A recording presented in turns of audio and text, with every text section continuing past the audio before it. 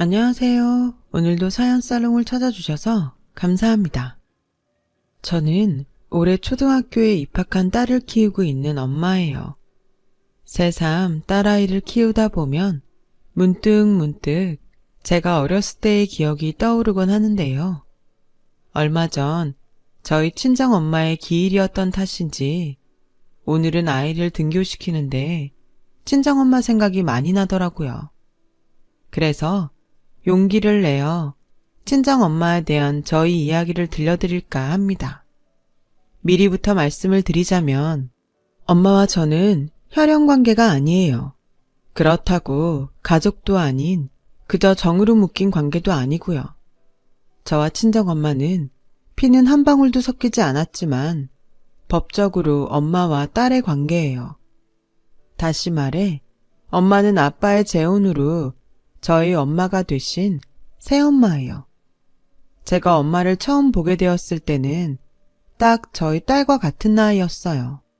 이미 웬만한 건 다 아는 그런 나이였죠. 그래서 저는 솔직히 엄마가 새엄마라 무서웠어요. 제가 그동안 읽었던 콩쥐 팥쥐나 신데렐라 속 새엄마의 이미지가 너무나도 강했거든요. 그래서 엄마가 저에게 상냥한 미소를 보내고 또 저에게 갖고 싶은 것이 있냐고 물어봤을 때도 저는 믿지 않았어요. 분명 아빠가 없을 때면 저를 구박하고 괴롭힐 거라고 생각했으니까요. 참 바보 같았죠. 하지만 이런 바보 같은 생각도 시간이 지나자 변하게 되었어요. 아빠와 결혼식을 올리고 정식적으로 저희 엄마가 된 새엄마는 동화 속 새엄마와는 다르게 제가 느껴보지 못한 엄마의 정을 원 없이 느끼게 해주셨거든요. 저는 불행한 아이였어요. 저를 낳아준 친엄마가 불행했거든요. 지금 생각해보면 엄마는 우울증을 앓고 계셨던 것 같아요. 하지만 그땐 어느 누구도 엄마가 정신적으로 아프다고 생각하지 못했고 심지어 자기 자신도 자신의 병과 상태를 몰랐기에 엄마는 늘 저에게 저를 낳아 불행하다고 말했어요. 그걸 보다 못한 아빠는 그렇게 불행하면 놓아주겠다고 엄마에게 이혼을 하자고 하셨고 엄마는 위자료라도 많이 주지 않으면 버림받았다는 생각이 든다며 자신이 원해서 하는 이혼임에도 불구하고 아빠에게 거액의 위자료를 달라고 하셨대요. 그리고 이건 나중에 알았는데 엄마가 요구한 위자료가 꽤 큰 액수였다더군요. 아빠는 고민 끝에 살던 집을 정리하고 그 돈으로 엄마에게 위자료를 주셨다더라고요. 그리고 집이 없어진 아빠는 한동안 저를 시골 할머니 집에 맡겼고 당신은 작은 원룸에 월세 생활을 하셨어요. 당연히 할머니는 친엄마를 미워하고 원망했어요. 그리고 제가 점점 친엄마를 닮아간다며 그 미움을 저에게 고스란히 쏟으셨고요. 그렇게 구박덩이로 살던 어느 날 초등학교 입학을 앞두고 있을 무렵이었는데 아빠가 지금의 저의 엄마를 데리고 저를 데리러 오셨어요. 네가 정이구나. 예쁘게 생겼네. 아줌마 이름은 고희숙이야. 만나서 반가워. 저에게 반갑다며 상냥한 미소를 보여줬던 엄마. 하지만 그때까지 누군가에게 제대로 사랑을 받아보지 못한 저는 엄마의 그 미소도 거짓이라고 생각했어요. 하지만 엄마는 시간이 아무리 지나도 한결같은 사람이었습니다. 저를 처음 만났을 때처럼 언제나 저에게 환한 미소를 지어주는 사람이었어요. 그래서 저의 사정을 잘 모르는 사람들은 당연히 저를 끔찍이도 사랑하는 친엄마라고 생각했어요. 친구들은 니네 엄마는 평상시에도 너한테 화 안 내지? 어떻게 니네 엄마는 맨날 그렇게 너한테 잘해주시냐? 완전 부러워. 우리 엄마는 새엄마처럼 맨날 나한테 화만 내는데. 라며 저를 부러워하기까지 했었죠. 저에게 유아 시절이 불행이었다면 초등 시절은 더할 나위 없는 행복이었어요. 그래서 저는 이런 시간이 앞으로도 당연히 계속될 거라 믿었는데 사람의 일은 아무도 장담할 수 없다고 하더니 저희 집에도 뜻하지 않는 위기가 찾아왔어요. 위기의 시작은 아빠의 사업이었죠. 당시 아빠는 중소기업 회사에 다니고 계셨는데요. 하는 일이 점점 당신의 적성에 맞지 않는다며 사표를 내셨어요. 그 길로 사업을 하신다고 뜻이 맞는 누군가와 여기저기 사업에 필요한 돈을 구하러 다녔어요. 하지만 자금을 구하는 도중 제대로 투자 사기를 당하는 통에 아빠는 사업을 시작조차 하지 못했고 그야말로 빚더미에 앉게 되셨거든요. 어쩔 수 없이 도망자 신세가 되었어요. 엄마는 아빠와 결혼을 하고 다니던 직장을 그만뒀었어요. 초등학교에 제가 입학을 하니 저를 챙기고 싶다는 것이 엄마의 사직 이유였죠. 저는 그걸 나중에야 알게 되었어요. 게다가 저를 위해 아이도 포기하고 오로지 자식은 저만 있다고 생각하며 사셨다는데 그만큼 엄마는 저의 진짜 엄마가 되기 위해 많은 노력을 하셨던 것 같아요. 정말 감사하지 않을 수가 없는 일이죠. 이런 엄마를 아빠는 행복하게 해줘야 했는데 슬프게도 아빠의 도망 생활은 길어졌어요. 엄마는 생활을 위해 그리고 아빠의 빚 때문에 다시 일을 하셨고요. 경력이 단절된 기혼자의 신분이라 엄마는 어쩔 수 없이 일명 요크루트 아줌마가 되어 무거운 가방을 어깨에 짊어매고 어깨가 빠지도록 또 무릎이 상하도록 이 골목 저 골목을 다니며 요크루트를 팔았어요. 그리고 시시때때로 찾아오는 빚쟁이에게 시달려야 하는 것은 물론이고 집에 있을 때도 집안에 사람이 있다는 것을 들키지 않으려 밤이고 낮이고 엄마는 어린 저와 불도 켜지 못하고 목소리도 제대로 내지 못하며 몇 날 며칠을 없는 듯 살아야 했어요. 참 힘든 시간이었죠. 엄마도 저도 불안하고 무서운 날들이었어요. 그렇게 2년 뒤 도망자 신세로 겨우겨우 입에 풀칠만 하던 아빠는 엄마에게 더는 무리일 것 같다며 당신은 이제 산에 들어가 살고 싶다고 이혼을 하자고 하셨어요.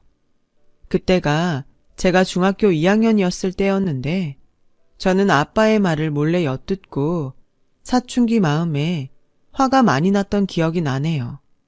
이게 다 누구 때문인데 자기는 이제 산에 들어가 자유롭게 살고 싶으니 그동안 아빠 때문에 힘들게 산 엄마와는 이혼을 하겠다.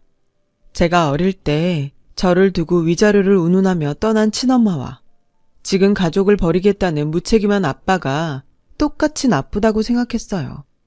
결국 똑같은 사람들끼리 결혼한 거죠. 그리고 현실적인 고민을 할 수밖에 없었는데요. 아빠가 이혼을 하게 되면 피 한 방울 섞이지 않은 난 엄마와 헤어질 수밖에 없겠구나 하는 생각이 저를 깊은 절망 속에 빠뜨렸어요.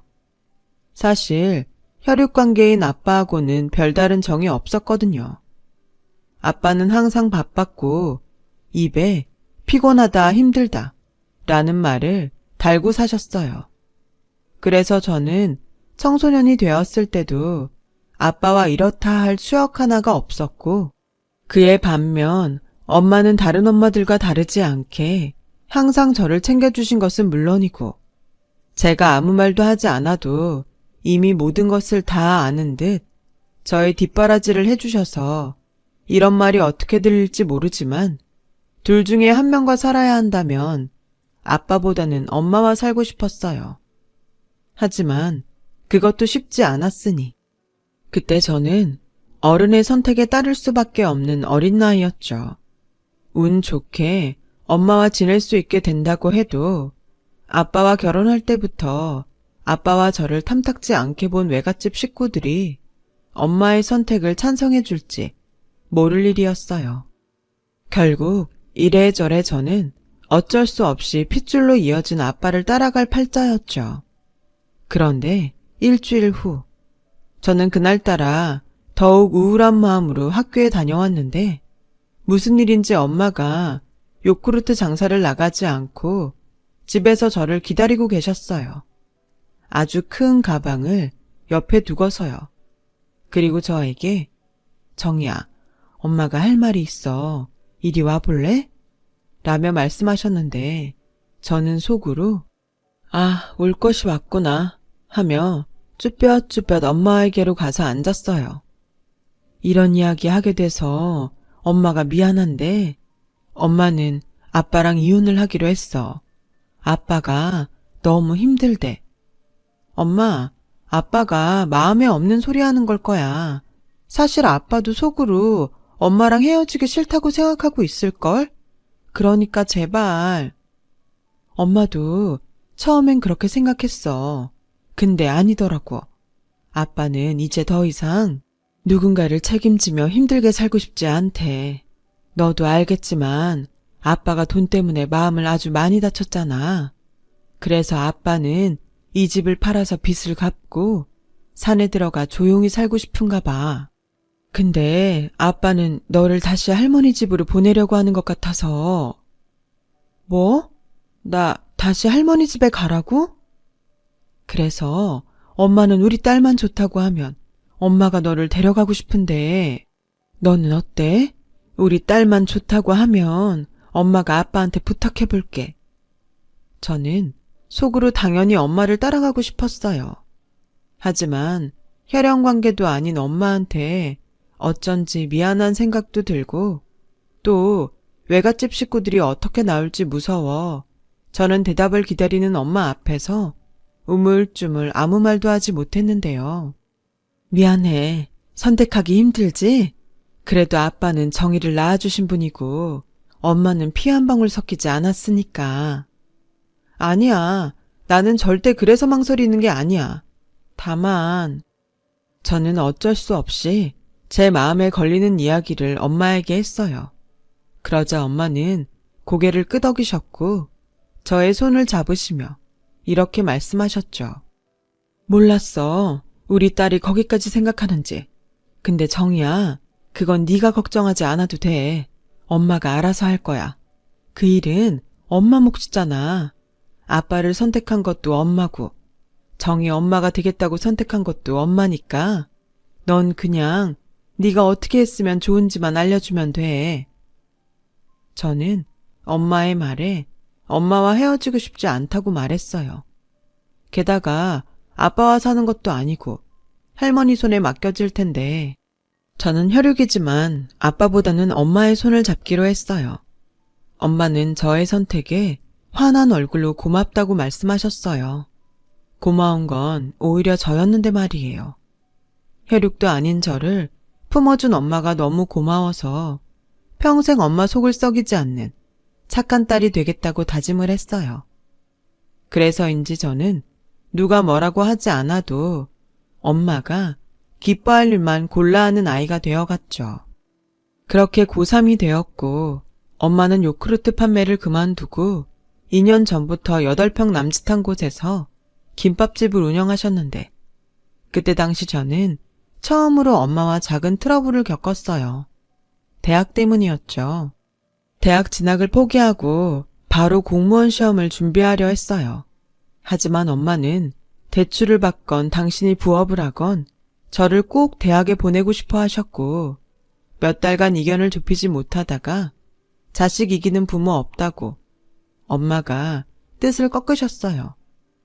그래도 요즘 세상에 대학은 나와야 하는데 엄마, 내가 서울대 갈 것도 아니고 그냥 그런 대학에 가서 4년 동안 대학 등록금 내고 시간 죽이느니 그냥 바로 공시 준비하는 게 나아. 어차피 나는 대학에 가건 안 가건 공시 준비할 건데 돈도 아깝고 시간도 아까워. 아휴, 엄마는 꼭 공무원 아니어도 좋은데. 내가 좋아서 그래. 요즘 공무원이 대기업 다니는 거랑 똑같다니까. 그래, 알겠어. 대신에 너무 공부만 하지 말고 이제 20살인데 하고 싶은 거 있으면 뭐든지 해. 돈 생각하지 말고. 엄마 김밥집 요즘 장사 잘 된다? 오죽할까. 새벽부터 그 정성으로 만드는데 우리 엄마 김밥 팔아서 떼부자 되겠더라고. 농담 아니고 진짜다. 엄마 이렇게 벌다가는 정말 금방 부자 되겠어. 사실 엄마의 말은 모두 진실은 아니었어요.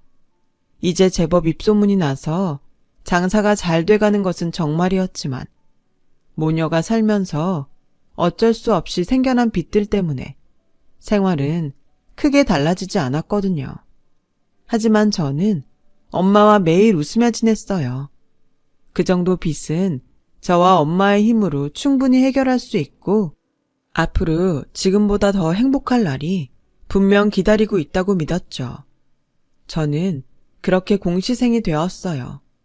처음 본 공무원 시험은 경험이 없던 탓인지 아니면 문제 동향을 잘못 파악한 것인지 꽤 어려웠지만 계속 공부를 하다 보니 어느 정도 감을 잡을 수 있었던 저는 공시생 2년 만에 당당하게 9급 공무원 시험에 합격하게 되었어요. 그때까지도 엄마는 제가 자기 때문에 대학도 포기하고 돈을 벌기 위해 공무원이 되겠다 하는 줄 알고 기뻐도 크게 기뻐하지 못하셨는데 저는 그런 엄마의 마음을 충분히 알기에 제 결정이 결코 틀리지 않았음을 엄마에게 증명하고 싶었어요.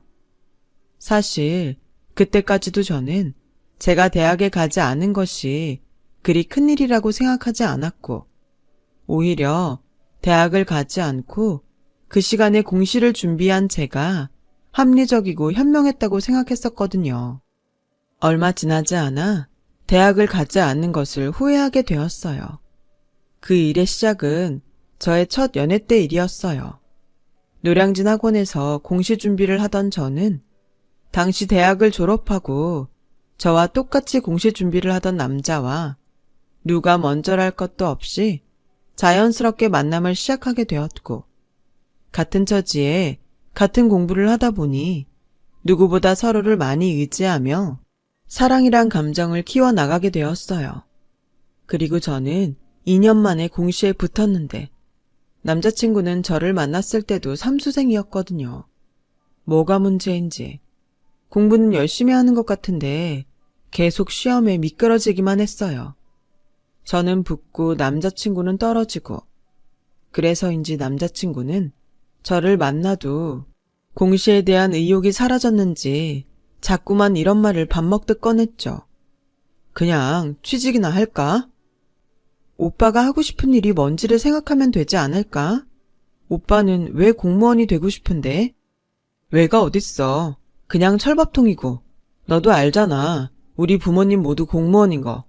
우리 집에서는 내가 당연히 공무원이 돼야 한다고 생각하셔. 그래서 무조건 시험에 붙어야 하는데 왜 나만 안 되냐? 우선 마음을 편하게 가져. 오빠는 공부를 오래 했으니까 분명 다음 시험에서는 붙을 거야. 나도 옆에서 많이 도울게. 고마워. 네가 아니라 오빠가 붙었어야 했는데. 그래야 네 앞에서 폼도 나고 제대로 프로포즈도 하고. 뭐? 우리 나이가 멋이네 벌써. 난 우리가 처음 사귀기로 한 날부터 시험에 붙으면 꼭 너랑 결혼하겠다고 생각했어. 결혼할 것 같은 예감이 팍 들었다고나 할까? 벌써 집에도 네 얘기 다 해놨다니까. 저는 남자친구의 말에 조금 당황했어요. 그때 제 나이가 22살이었거든요. 근데 곰곰이 생각해보면 남자친구는 그때 29살이었기에 저와는 다르게 결혼 생각을 했던 것 같아요. 남친은 시험에 계속 미끄러지다 6번째 만에 공시에 합격했고 이미 사회인으로서 자리를 잡은 저는 남자친구가 공무원으로 2년 정도 근무할 무렵 결혼을 본격적으로 생각하게 되었어요. 양가 결혼 허락을 받고 다른 사람들이 그렇듯 저희도 비슷하게 결혼 준비를 하고 있을 무렵 순서가 약간 바뀌긴 했지만 결혼식 날을 잡고 뒤이어 상견례를 하게 되었어요. 저희 엄마는 처음 사돈될 사람들을 본다고 어찌나 긴장했는지 그날 엄마는 저 모르게 청심환을 2개나 드셨죠. 약속 시간보다 일찍 도착했음에도 남자친구와 부모님 그리고 여동생까지 모두 그보다 빨리 도착해 있어서 저희 엄마는 더욱 민망해 하셨어요. 어서 오세요. 이제야 정희 어머님을 만나 뵙게 됐네요. 제가 빨리 오려고 서둘렀는데 먼저 오셨네요. 기다리게 해서 죄송해요. 아니에요. 저희가 좀 빨랐어요. 너도 엄마 모시고 오느라 수고했다. 네, 그동안 잘 지내셨죠? 그럼 결혼 준비는 니네들이 다 하는데 우린 뭐 친척들한테 말만 할 뿐이지.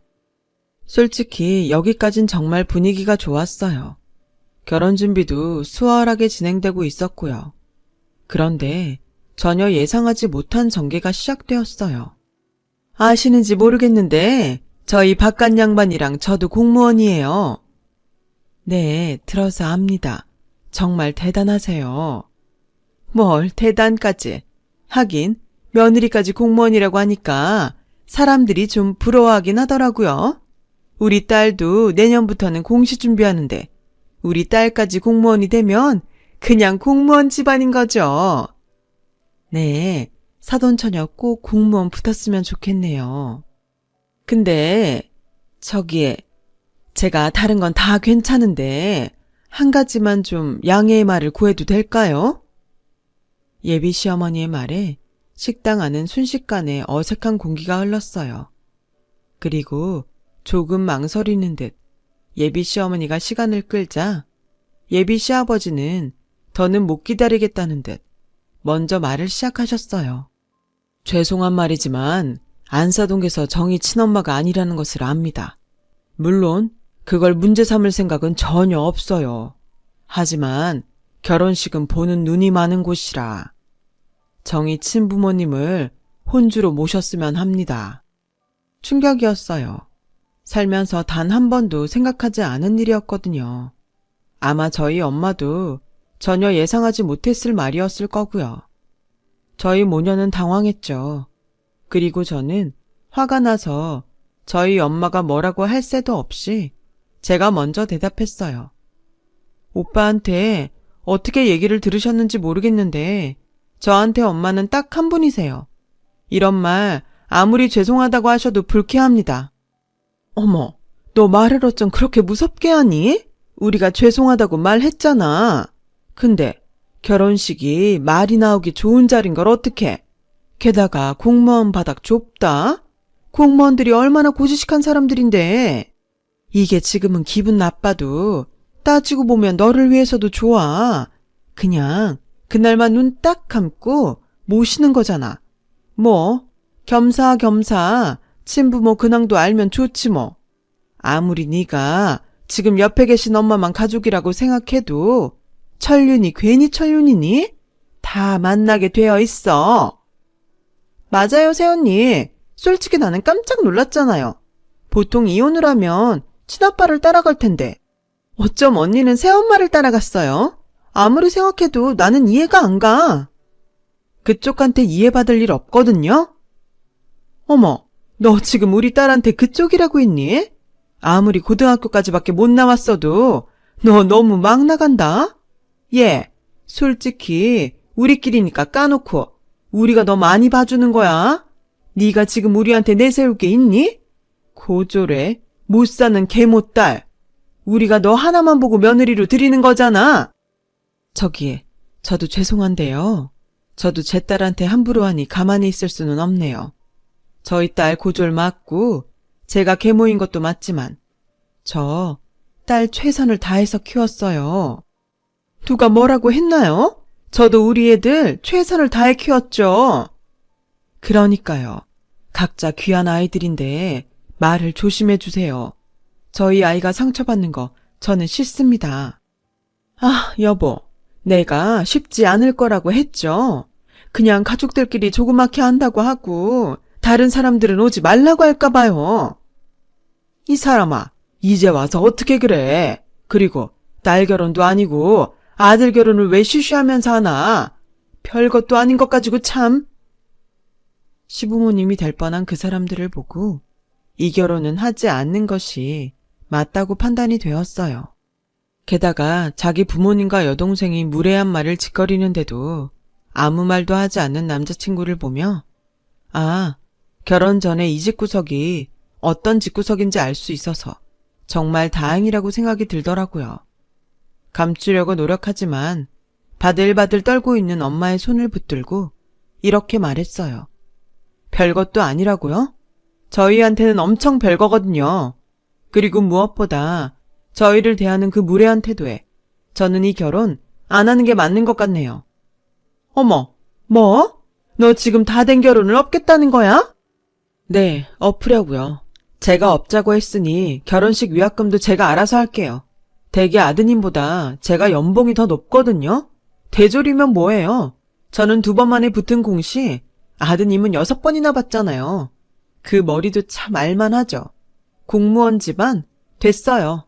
엄마, 나가자. 어머, 여보. 쟤 지금 뭐라는 거예요? 나 너무 충격받아서 혈압 오르려고 그러네? 저는 뒤에서 무슨 생쇼를 하건 신경 쓰지 않고 엄마의 손을 잡고 그곳을 나왔어요. 그리고 택시를 잡아 타려고 길가에 섰는데 남자친구가 뛰어왔고 저는 미안하다고 사과하려는 줄 알았는데 이 자식이 하는 말이 정말 들어줄 수가 없더라고요. 그렇게 가면 어떡해. 우리 엄마 지금 쓰러지시고 난리 났어. 정말 이대로 결혼 엎을 거야? 지금 당장 가서 사과드리고 다시 얘기하자. 뭐? 사과? 웃기고 있네. 너나 우리 엄마한테 사과해. 너 정말 그래서 기어이 결혼 안 한다고? 안 해. 절대 안 해. 내가 지금 네 엄마처럼 쇼하는 것 같아? 야, 최정희. 아무리 화가 났어도 그렇지. 너 지금 말이 왜 그러냐? 왜? 내 말이 거슬려? 그럼 니네 가족들이 우리한테 하는 말은 어땠는데? 그냥 네가 좀 이해하면 안 돼? 우리 사랑하잖아. 사랑 같은 소리 하네. 난 사랑도 예의 없으면 안 해. 우리 엄마한테 함부로 하는 니네 공무원 집안 저도 안 가져. 그만해, 정이야. 엄마는 괜찮아. 너 왜 이렇게 화를 내니? 진정해. 엄마, 나는 안 괜찮아. 이딴 결혼 안 하면 그만이야. 그러니까 엄마도 주눅들지 마. 엄마가 대학 가라고 했을 때 안 간 건 나고 엄마 이혼했을 때 엄마 따라간다고 한 것도 나잖아. 근데 왜? 왜 엄마가 다 참아? 난 절대 안 참아. 저는 말하는 도중 감정에 복받쳐서 길거리에서 엉엉 울고 말았어요. 그러자 남자친구는 짜증난다는 얼굴로 자기네 가족이 있는 곳으로 돌아갔고 엄마의 품에 안겨 한참을 울다 겨우 집으로 돌아왔어요. 그렇게 저는 파혼을 했어요. 그 웃기지도 않는 집에선 자기네가 파혼하자고 한 걸로 해주면 문제 삼지 않겠다나 뭐라나 짓거렸지만 저는 싫다고 했어요. 그래서 최대한 떠들 수 있을 만큼 떠들고 다녔고 공무원 바닥이 좁긴 좁은지 한 달도 되지 않아 아는 사람끼리 소문이 돌고 돌았더라고요. 저는 괜찮았어요. 이번 일로 결혼 따윈 하지 않아도 된다는 생각을 하게 되었고 엄마는 그날 이후 계속 자기는 괜찮으니 다른 좋은 사람이 있으면 만나라고 수소문해서라도 아빠라도 찾아 결혼식에 참석할 수 있게 자기가 하겠다고 하는데 정말 진심으로 싫었어요. 그래서 그 당시엔 엄마한테도 화를 제법 냈던 것 같아요. 속마음은 아니었지만요. 바보처럼 착하기만 한 우리 엄마, 이 험한 세상 제가 지키지 않으면 누가 지키겠어요. 그래서 저는 기꺼이 자발적 독신주의자가 되기로 했죠. 그런데요, 세상은 왜 자꾸 제 마음처럼 되지 않는 걸까요?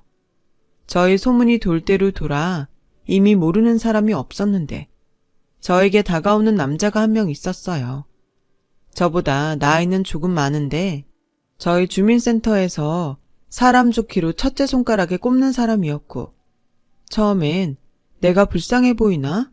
라고 생각해서 그 남자의 호의를 무시했거든요. 그 한결같은 외사랑이 1년이 넘어가자 저도 진심이라는 것이 느껴졌어요. 그래서 아주 조심스럽게 3년이란 연애를 하게 되었어요. 저는 제법 나이를 먹었고 제가 연애를 한다는 사실을 안 엄마는 크게 기뻐하며 이번에야말로 꼭 결혼했으면 좋겠다고 하셨는데 얼마 안 있어 이 남자가 저에게 결혼 이야기를 꺼냈어요. 하지만 우리끼리 좋아도 지난번처럼 불미스러운 일이 벌어지는 것은 싫었기에 은근히 결혼까지는 생각하고 싶지 않더라고요. 자기 부모님께 인사만 드리면 안 되냐고 사정사정을 하더군요. 그래서 그냥 식사 정도만 한다 생각하고 못 이기는 척 그 사람 집에 초대를 받고 방문했는데 먼저와는 너무나도 다른 분위기의 부모님을 뵐 수 있었어요. 갑자기 집으로 불러서 놀라진 않았어요. 내가 너무 보고 싶어서 우리 아들한테 한 번만 보여달라고 얼마나 졸랐는지 몰라요. 아, 네. 초대해 주셔서 감사합니다. 입에 맞을까 모르겠지만 내가 정성껏 준비했어요. 이리 와요. 당신도 식사하세요. 주인공이 와야 먹을 수 있다고 해서 한참을 기다렸네. 저 사람 요리하는 거 엄청 좋아해서 맛있다고 하면 앞으로 계속 초대할 거예요. 앞으로 계속 오면 좋겠네. 여보, 주책이야 정말. 알았어, 희망사항이야. 참 보기 좋은 부부라는 건 저런 모습이지 않을까 생각되는 두 분이셨어요. 우리 엄마도 아빠랑 끝까지 저렇게 사셨으면 얼마나 좋았을까. 맛있는 음식보다도 따뜻하고 화목한 집 풍경이 너무나도 좋았어요. 그래서 아주 조심스럽지만 또다시 결혼에 대해 고민했죠. 이번엔 저희 엄마도 사위될 그 사람에게 너무나도 호감을 보이셔서 저는 기쁜 마음으로 결혼을 결심했어요. 그리고 정말 감사하게도 지난번 같은 일은 일어나지 않은 채 무사히 결혼식을 올릴 수 있었습니다. 시댁의 허락 아래 남편이 저희 엄마에게 함께 살자고 제안하면서 저희 엄마를 모시고 신혼생활을 시작할 수 있었어요. 언제나 저희 집은 여자만 둘이었는데 남편 한 명이 더 있으니 어찌나 든든하던지요. 게다가 남편은 제가 질투가 날 정도로 저희 엄마를 마치 자기 여자친구처럼 다정하게 대했고 주말에 제가 비상근무라도 서는 날이면 저희 남편은 엄마를 데리고 바다도 가고 산도 가고 영화도 보며 그렇게 잘 하더라고요. 요즘 아주 우리 엄마랑 연애를 하나? 이번 주에도 어디 맛집 간다며? 자기 당직이잖아. 나 빼고 둘이만 재밌으니 좋겠어. 미안한데 재밌어. 자기는 솔직히 뭘 해줘도 반응이 없잖아. 근데 장모님은 너무 좋아하셔. 막 뿌듯해. 저는 질투가 나서 입을 삐죽삐죽 하긴 했지만 사이좋게 잘 지내는 남편과 엄마를 보는 것이 참 좋았어요. 그리고 당신 아들이 저희 엄마에게 잘하는 것을 기쁘게 봐주는 시부모님에게도 그저 감사한 마음뿐이라 잘 표현하지 못하는 저라도 시부모님에게 잘하게 되더라고요. 그렇게 1년 정도 저는 인생 중 가장 행복한 시간을 보냈어요. 그리고 앞으로도 이런 행복이 이어질 거라고 믿었는데 불행은 이번에도 예고 없이 저를 찾아왔어요. 뭐라고요? 저희 엄마가 백혈병이라고요? 말도 안 돼. 백혈병은 아이들만 걸리는 거 아니에요? 제대로 검사된 거 맞아요? 저는 뜻밖의 일에 놀라 현실을 부정했어요. 무지했던 저는 TV에서만 백혈병 환자를 봤었고 모두 어린 아이들이었기에 더욱 그 사실을 믿을 수가 없었는데요. 특히 만성 백혈병은 아이들보다 어른들이 더 많이 걸린다고 하더라고요. 최근 들어 엄마는 무슨 이유인지 자꾸 살이 빠지고 어지럽다며 도통 움직이지 못하셨어요. 그런데도 몸 이곳저곳에 멍이 드니 불안했죠. 괜찮다는 엄마를 설득해서 병원 검사를 받았는데 저는 하늘이 무너지는 결과를 듣게 된 거였어요. 선생님, 저희 엄마 사실 수 있죠? 백혈병이면 골수 이식 같은 거 할 수 있잖아요. 제 골수로 저희 엄마 치료해 주시면 안 돼요? 저 얼마든지 줄 수 있는데. 그게 뭐든 가능성 높은 치료를 할 텐데 부작용이 있을 수 있어요. 사실 부작용이 더 치명적이라 최선을 다해서 가장 좋은 방법을 찾을 테니까 진정해요. 저는 저희 엄마에게 뭐라고 말을 해야 할지 막막했어요. 남편 역시 충격이 커서 아무 말도 하지 못했고 저희 엄마는 우리 부부의 표정을 보고 애써 웃으며 이렇게 말씀하셨죠. 왜? 엄마 죽을 뻔 걸렸대? 표정들이 왜 그렇게 무서워? 엄마, 무슨 말을 그렇게 해? 누가 엄마 죽는데? 내가 그렇게 들 것 같아? 우리 딸 화 많이 난 거 보니 많이 놀랐네. 그래, 엄마 절대 안 죽어. 그러니까 걱정하지 말고 편하게 말해. 의사 선생님이 뭘 하시는데? 저는 차마 엄마의 얼굴을 보고 엄마의 병을 말할 수 없었어요. 그래서 화장실에 가겠다고 말하고 그 길로 병원을 나왔고 어딘지도 모르는 곳에서 한참을 울었는데요. 남편에게서 연락이 왔어요. 자기가 차분하게 잘 설명해 드렸다면서요. 미안해. 자기도 말하지 못했는데 내가 말해서. 근데 자기한테 그 말을 하게 하는 건 너무 가슴 아픈 일일 것 같았어. 장모님도 자기한테 듣는 것보다는 이게 나은 것 같아서. 설명 안 해도 돼. 고마워. 아마 나는 끝까지 말 못했을 거야. 엄마는 많이 놀라셨지? 놀라셨지. 근데 아까 봤잖아. 씩씩하게 이겨내신대. 어떤 치료도 잘 견디고 받으실 거라고. 맛있는 거 사오라고 해서 지금 막 나왔어. 자기는 어디야? 고맙게도 남편은 제가 하지 못하는 것을 기꺼이 해줬어요. 그리고 점차 저도 엄마도 병에 익숙해지고 곧 완치되겠다는 강한 의지를 보이며 치료에 전념했는데 엄마의 체력은 얼마 지나지 않아서 급격히 버티지 못하시게 되셨어요. 요즘 세상에 60대면 한창인 나이인데 저희 엄마는 살도 근육도 모두 쏙 빠지셨고 골수 채취를 하기 위해 침대에 누울 때면 너무 아프다며 울기도 했죠. 당연히 당사자인 엄마가 가장 힘들겠지만 그 모습을 보는 저는 정말이지 너무 힘들어 차라리 젊은 내가 아프면 좋겠다는 생각이 들었었죠. 저희 엄마는 2년의 투병 끝에 따뜻한 봄 햇살이 내리쬐는 4월 어느 날 모처럼 기분이 좋다고 말씀하시더니 저의 손을 꼭 잡고 저와 영원한 이별을 고하셨어요. 고맙고 미안하다는 말을 남기시고요.